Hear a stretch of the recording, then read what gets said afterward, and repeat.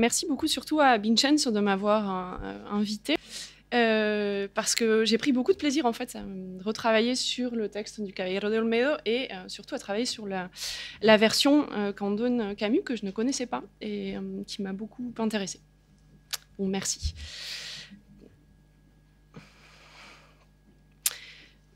Trouble de l'imagination, fixation d'objets, prostration, le chevalier d'Olmedo est un personnage mélancolique.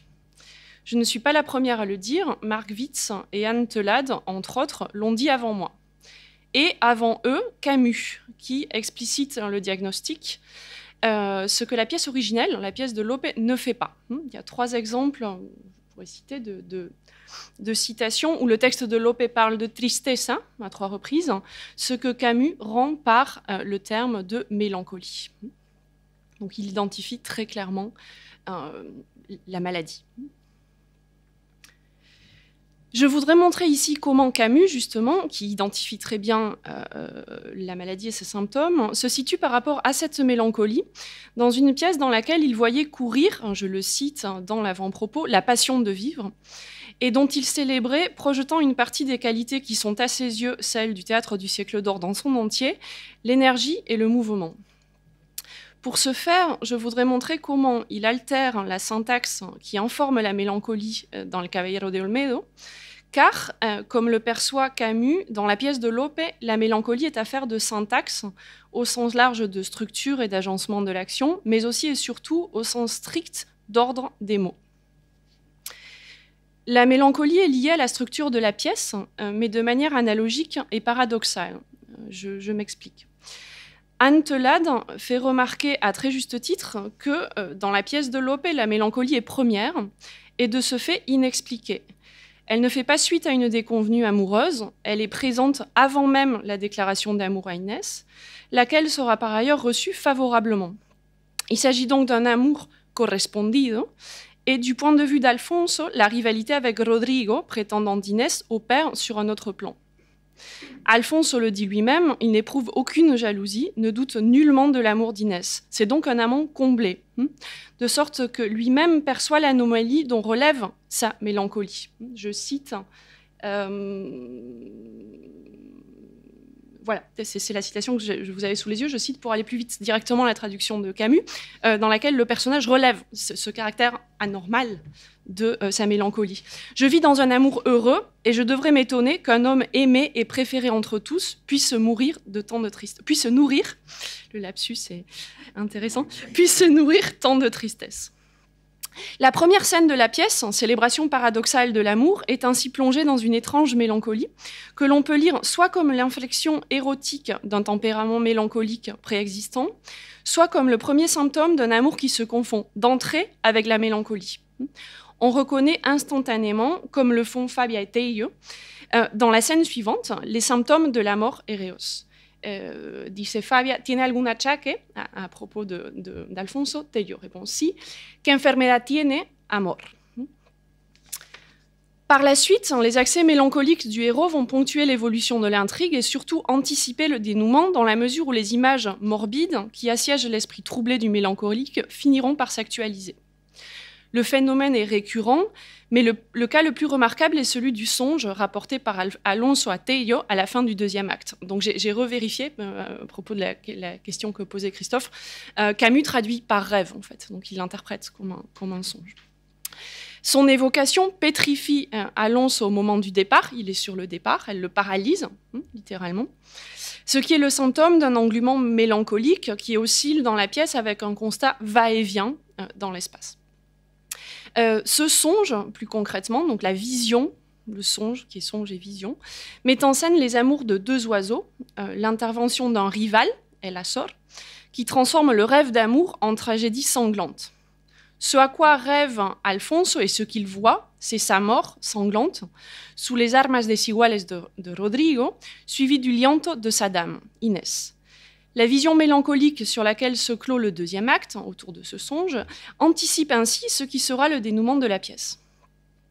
Cette fonction d'anticipation de l'imagination du mélancolique est quelque chose que Camus voit très bien, puisqu'il choisit à plusieurs reprises de traduire « imaginaciones » par « pressentiment », soulignant par là le caractère prédictif des images. Donc, vous avez un cas sous les yeux. Ni tú que han sido estas imaginaciones, solo un ejercicio triste del alma que me atormenta, nos celos, ce que traduit Camus ainsi, pardonne et comprends, toi, que ces pressentiments, là où le texte espagnol disait imaginaciones, ne sont que la rêverie triste d'une âme qui me tourmente. Bien entendu, tout ceci est lié à la question du genre. Cette syntaxe de l'action, construite autour des images produites par la fantasia malade du mélancolique, contribue fortement au marquage générique de la pièce. Elle fait fonctionner d'entrée comme tragédie, sur un second plan, celui des images, une intrigue qui évolue au premier plan selon les conventions de la comédie d'amour légère, dont l'issue heureuse semble assurée. C'est le paradoxe que j'ai relevé tout à l'heure et que le personnage relève lui-même. Il y a donc, de ce point de vue, un décalage constitutif entre, d'une part, une intrigue tragicomique dans laquelle le changement de fortune conduisant au dénouement funeste intervient tardivement, et de l'autre, une progression iconique et aussi, on le verra, discursive de la pièce, qui l'inscrit d'entrée dans l'horizon du genre tragique. De sorte que si le songe de la fin du deuxième acte est un point d'inflexion important, en ce sens qu'il marque un net changement de tonalité du drame, son basculement du chant d'amour au cri, son basculement de la comédia à la tragédia, la tonalité tragique est présente d'entrée, ce qui est un écart important, il me semble, par rapport au modèle de la Célestine, cher à Camus. La Célestine débute par une scène plutôt festive, albricias, albricias. Donc le modèle de la Célestine, dont on sait qu'il était cher à Camus, où l'on évolue plus franchement d'un horizon ludique à un dénouement dysphorique. Il n'est pas anodin d'ailleurs que, dans sa traduction du songe, Camus ait changé le terme de tragédia, donc dans le récit de la vision onirique. Le personnage interprète en termes de tragédie la mise à mort du chardonneret par le vautour.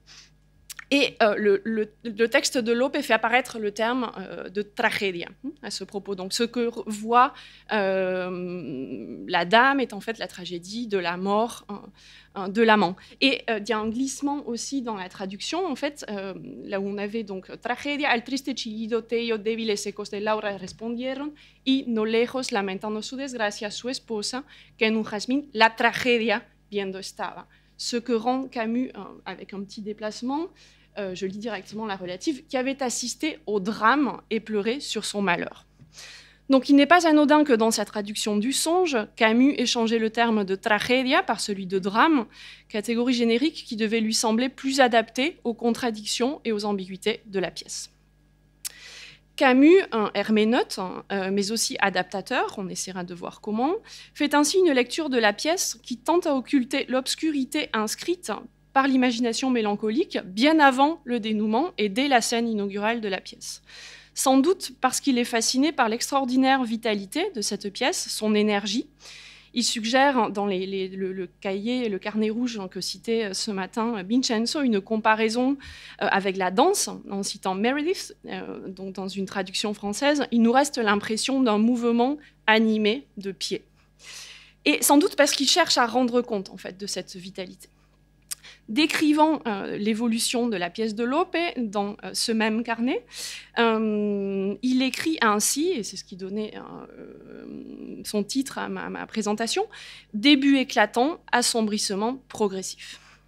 Ce à quoi je voudrais m'intéresser maintenant, c'est au passage de l'herméneutique, de Camus qui interprète et qui comprend la pièce, à l'adaptation théâtrale.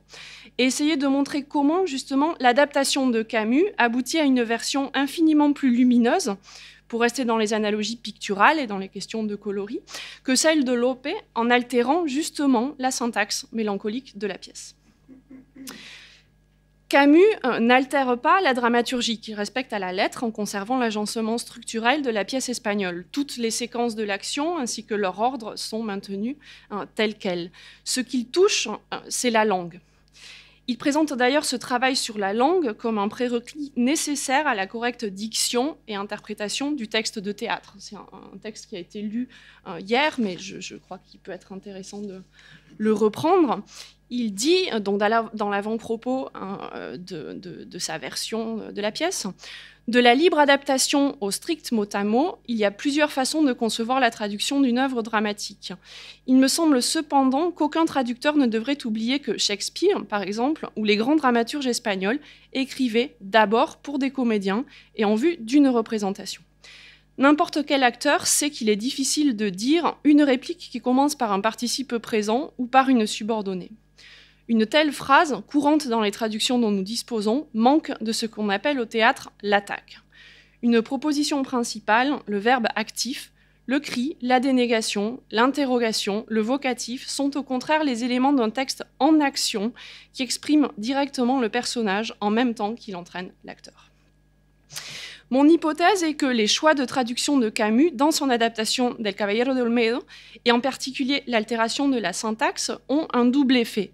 Évidemment, ils améliorent la représentabilité de la pièce, et c'est le dessin qu'avoue Camus dans l'avant-propos que je viens de lire. Mais ils changent aussi la tonalité du texte, je crois, en en atténuant la dimension mélancolique. Or, s'il altère ainsi la tonalité mélancolique de la pièce, c'est que celle-ci est inscrite au départ, dans le texte de Lope, dans la langue. Chez Lope, la tragédie amoureuse, qui est un type de tragédie qu'il revendique et qu'il met en pratique contre la traditionnelle hiérarchie des styles et des matières, donc la tragédie amoureuse chez Lope mobilise les codes de l'élégie et elle s'autorise. Je vous évite, vous avez une citation à l'appui, mais que je ne vais pas lire. Elle s'autorise notamment dans la tradition ovidienne. Elle est associée à la forme de la plainte. Dans un épisode métathéâtral de Quien todo lo quiere, qui est une pièce à peu près contemporaine de la date supposée de rédaction des Caballero de Olmedo, donc pièce écrite au début des années 1620, Lope présente même comme modèle idéal de tragédie une version de Pyrame et Thisbé, la plus élégiaque des fables ovidiennes. Donc je lis Que os pareció la tragedia? Donc Octavia, qui a été spectatrice de la représentation, dit A quel Píramo a mi gusto pudiera mover las piedras, que amorosos pensamientos, que canciones, que excelencias de ornamentos de palabras. On remarque que l'effet émotionnel de la représentation tragique, pudiera mover las piedras, est directement rattaché aux propriétés stylistiques et rhétoriques de la poésie, qui sont celles en fait de la poésie amoureuse. Amorosos pensamientos, canciones, excelencias de ornamentos de palabras. Dans ces tragédias en matière amoureuse, Lope renoue avec une tradition, celle de la poésie lyrique, dans laquelle le lianto amoureux se concevait déjà d'ailleurs comme une tragédie. L'une de ces tragédies amoureuses, donc c'est un sous-genre en plus qui cultive particulièrement dans les années 20, Porfiar hasta morir, qui date de 1626, est d'ailleurs consacrée aux amours du poète Macías, poète galicien et grande figure historique du chant de l'amour impossible. Une des formes métriques privilégiées de ce type de tragédie que Lope cultive tout particulièrement, dont je le disais tout à l'heure, dans les années 20, est la décima, louée pour sa capacité à exprimer à la fois douceur et gravité, et qui, dès l'Arte Nuevo, était associée à la plainte. Dans l'Arte Nuevo, Lope disait « Las décimas son buenas para quejas ». El Caballero de Olmedo s'inscrit en plein dans cette décennie et dans cette nouvelle veine tragique. L'effet pathétique y dépend, outre de la catastrophe finale, de l'emploi en amont de la rhétorique, de la métrique et des images propres à la poésie lyrique amoureuse, qu'elles soient de tradition médiévale, on pense à la poésie des cancioneros, ou plus récente avec les décimas, dont Lope explique d'ailleurs qu'elles sont l'avatar moderne des canciones. El Caballero associe d'ailleurs habilement les deux. Dans la pièce, la décima est la forme privilégiée par la plainte amoureuse et se nourrit des concepts et des images de la poésie des cancioneros. Dans ce cadre, l'association paradoxale de l'amour et de la mort n'est plus seulement conventionnelle. Le topos est doublement actualisé, il traduit le trouble de la fantasia du héros, dont l'expérience amoureuse est indissociable de la vision d'images morbides, on l'a vu, et il anticipe le dénouement final, le paradoxe poétique de l'amour mort devenant réalité.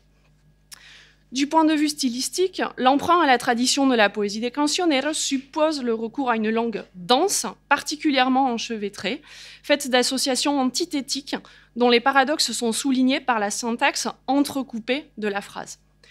L'hyperbate, au sens très large où on l'entend à l'époque classique, c'est-à-dire de la perturbation de l'ordre syntaxique soit par inversion, soit par déplacement, donc c'est dans un sens beaucoup plus large que son acception moderne, y est très fréquente, pour ne pas dire constante. Or, ce trait de style contribue également à baigner la pièce dès les décimas inaugurales, dans une tonalité pathétique et mélancolique.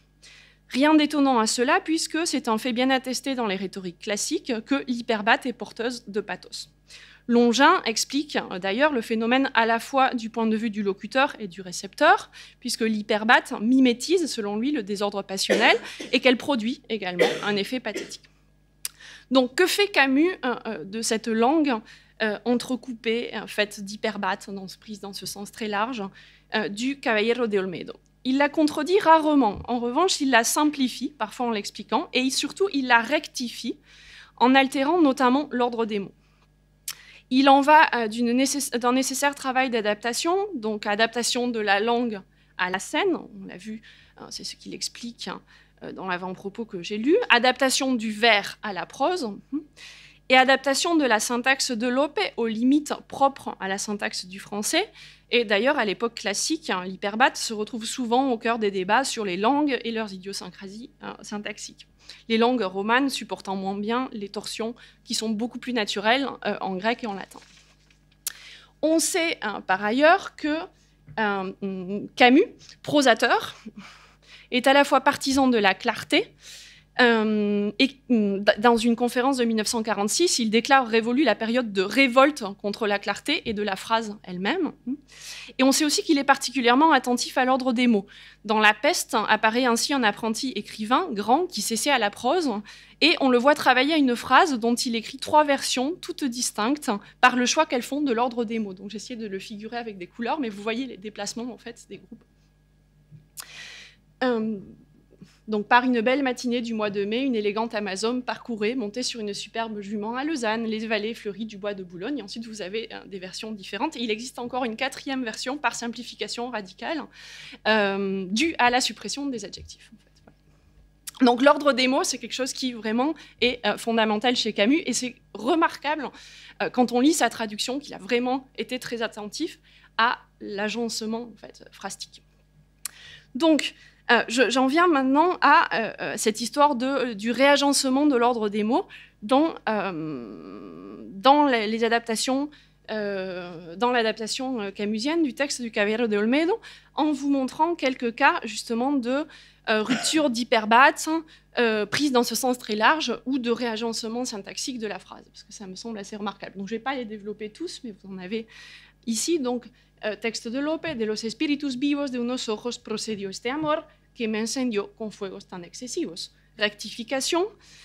Donc, on pourrait faire une lecture en fait juxtalinéaire du texte en espagnol. Este amor procedió de los espíritus vivos de unos ojos. Ce ordre que rétablit en fait Camus, cet amour qui a pris feu en moi avec tant de violence s'est allumé à la flamme de 2 beaux yeux. Exemple suivant, apenas la blanca aurora Leonor el pie de marfil puso en las flores de abril que pinta, esmalta y colora, cuando a mirar el listón salí de amor desvelada y con la mano turbado di sosiego al corazón. En fin, él no estaba allí. Réagencement massif par rupture de la syntaxe complexe, rupture de l'hyperbate initiale, la blanca aurora el pie de marfil puso, qui est complètement rectifiée, et postposition du verbe sali, qui est attrapé dans la structure apenas cuando, qui est postposé dans la phrase française. En fait. À Léonore, l'amour m'a tenu éveillée, point. La vaporeuse Aurore avait à peine posé son pied sur l'herbe d'avril et ravivé les émaux de ses fleurs que, la main sur le cœur pour calmer mon émoi, je courais déjà vers la grille. Le ruban avait disparu. Bon, on pourrait multiplier les exemples de réagencement massif de la phrase, en fait. Camus, je vous les épargne parce que c'est peut-être un peu fastidieux comme lecture et je ne voudrais pas surtout perdre... Je suis dans les temps ? Bon, mais je continue pour pouvoir bien lire la fin. Bon, prenons celui-là quand même, parce qu'il est quand même assez intéressant. Donc, y estando al aire trinando de la pequeña garganta, con naturales pasajes las quejas enamoradas, sale un azor, on est justement dans le songe, sale un azor de un almendro a donde escondido estaba, y como eran en los dos tan desiguales las armas, tiñó de sangre las flores plumas al aire derrama. Donc, rectification, de sa petite gorge, des plaintes amoureuses jaillissaient en modulation inspirée. Exemple suivant, que si esta noche no fuese Olmedo, me han de contar mis padres por muerto y dar ocasión, si no los viese, a esta pena. No es razón, donc si on rectifie l'ordre syntaxique, no es razón dar ocasión, si no los viese, a esta pena.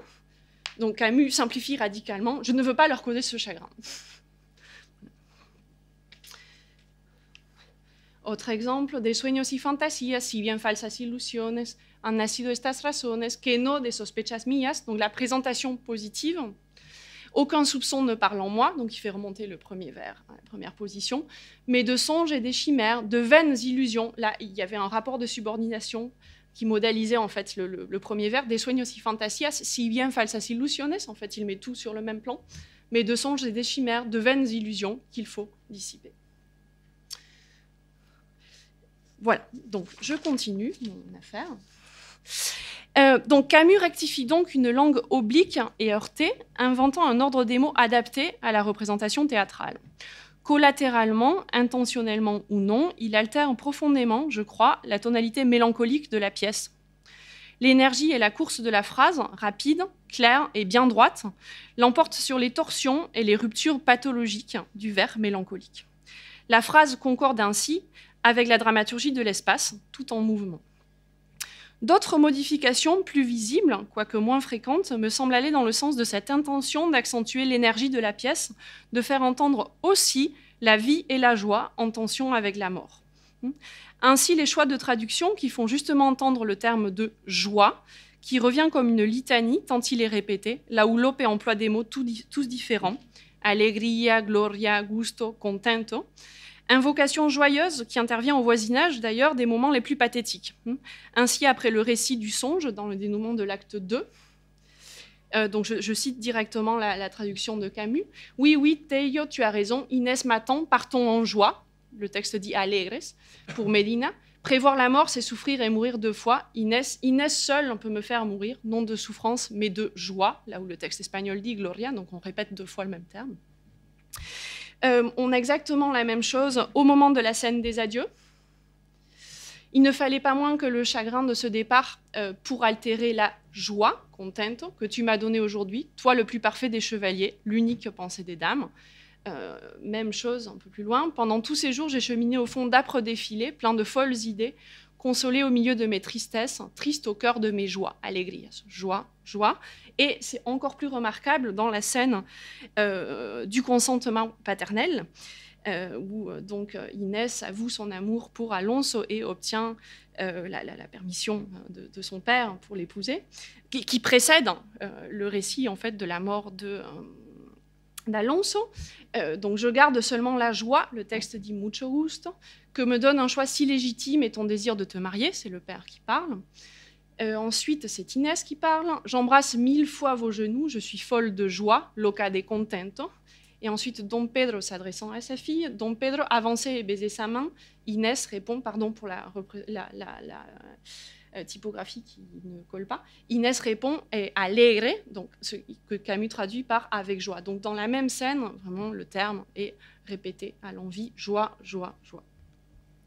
Mais c'est surtout, à mon sens, la réécriture des premiers vers de la pièce, donc qui sont des décimas, comme je le disais, qui me semble de ce point de vue remarquable.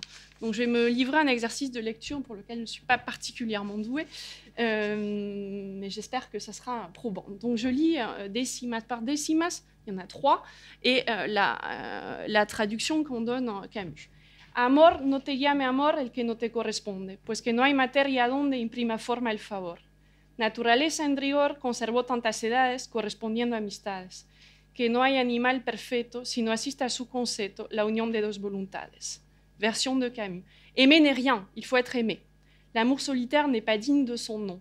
L'amour sans réponse s'épuise en vain vers sa forme. mais qu'il soit réciproque, au contraire, et la loi de nature le fera durable. Y a-t-il sur toute la terre une seule créature parfaite qui n'ait été engendrée par les noces de deux désirs? Je continue. De los espíritus vivos de unos ojos procedió este amor, que me encendió con fuegos tan excesivos. No me miraron altivos, antes con dulce mudanza me dieron tal confianza, que, con poca diferencia, pensando correspondencia, engendra amor, espéranza. Traduction de Camus. Cet amour, qui a pris feu en moi avec tant de violence, s'est allumé à la flamme de deux beaux yeux. Ils ne me regardaient pas avec dédain, j'en suis sûre, et leur expression s'est altérée si doucement qu'une étrange confiance aussitôt m'est venue. Un changement si fugitif suffit à l'amour. Il imagine qu'on lui répond et s'abandonne à l'espérance.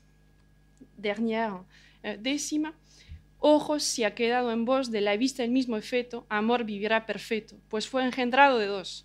Pero si tú, ciego Dios, diversas flechas tomaste, no te alabes que alcanzaste la victoria, que perdiste si de mí solo naciste, pues imperfecto quedaste. Oui, beaux yeux, si ma vue vous a laissé le même émoi, l'amour parfait vivra, nous l'aurons engendré ensemble.